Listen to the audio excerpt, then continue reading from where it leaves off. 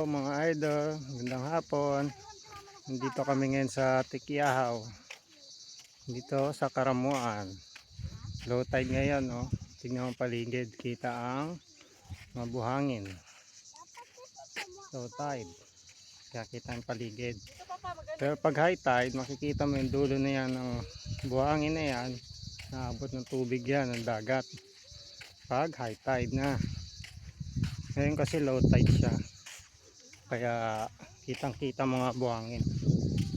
Yan, sa ikot, lawak yan. Low tide kasi ngayon.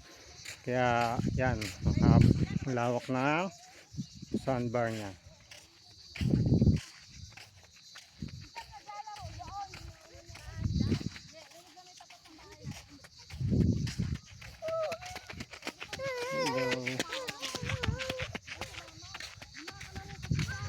Lakad-lakad tayo, naghahanap kasi sila ng shell.